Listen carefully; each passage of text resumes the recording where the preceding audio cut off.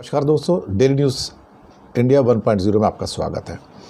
Houthi विद्रोहियों ने अमेरिकी जंगी जहाज़ों पर अपने हमले जारी रखे हैं। बल्कि कहा जाए तो जो कमर्शियल शिप्स हैं और अमेरिका के जो युद्धपोत हैं उन पर लगातार हूतियों की रॉकेटबाजी जो है वो चल रही है।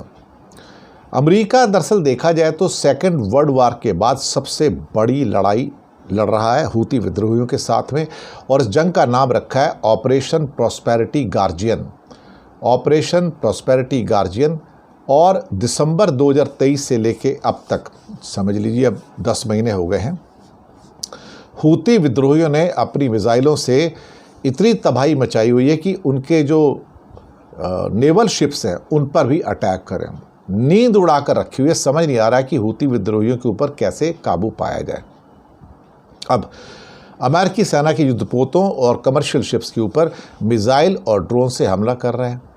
और बाइडन ने भी इस साल जनवरी में कहा था कि अमेरिका सेकेंड वर्ल्ड वार के बाद सबसे बड़ी लड़ाई लड़ रहा है, और ऑपरेशन प्रॉस्पेरिटी गार्जियन जो है वो अपने मित्र देशों के साथ मिलकर लड़ रहा है। लेकिन जितने भी लाल सागर में, रेड सी में अमेरिकी जंगी जहाज़ हैं उनके ऊपर मिसाइलों से हूती हमला करते हैं, बिंदास होकर हमला करते हैं, और इस वजह से करीब करीब हज़ारों जहाज़ों का रास्ता मोड़ा गया है और समुद्री लुटेरों की वजह से 20 देश प्रभावित हुए हैं। हूती विद्रोहियों को जो ईरान से मिसाइलें बनती हैं और अब तो वो खुद भी बनाना सीख गए हैं। अंतर्राष्ट्रीय जो कमर्शियल शिप्स हैं वहाँ भी करीब करीब 36 से ज़्यादा, यानी 40 के करीब, 50 के करीब जो अटैक किए गए हैं। 50 देश जो हैं इन मिसाइलों से प्रभावित हुए, उनके जहाज़ जो प्रभावित हुए हैं, और अमेरिका और उसके मित्र देश मिलकर भी हूती विद्रोहियों का सामना नहीं कर पा रहे हैं, और वो कई किस्म की अचूक मिसाइल्स का इस्तेमाल कर रहे हैं। एक तो फतेह 313 मिसाइल है, ईरान की है, और 450 से 500 किलोमीटर की है, एंटी शिप बैलिस्टिक मिसाइल है। इसका वो इस्तेमाल करते हैं और इससे वो अमेरिका के जंगी जहाज़ों के ऊपर भी हमला करते हैं।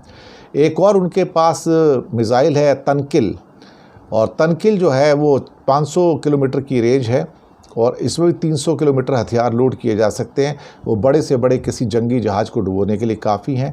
एक उनकी अल-मंदाब है, और ये भी 300 किलोमीटर की रेंज है, एंटी शिप क्रूज़ मिसाइल है, ये भी उनको डुबो रही है। और एक कुद्स जेड भी है, ये ईरान की पावे 351 क्रूज़ मिसाइल की नकल है, 800 किलोमीटर की रेंज है, और इससे भी हमले हो रहे हैं। तो दरअसल देखा जाए तो हूती विद्रोहियों ने दरअसल नाक में दम करके रखा हुआ है, और अमेरिका ये समझ नहीं पा रहा कि हम इससे निपटे कैसे। अल्टीमेटली अमेरिका के पास कोई रास्ता नहीं है।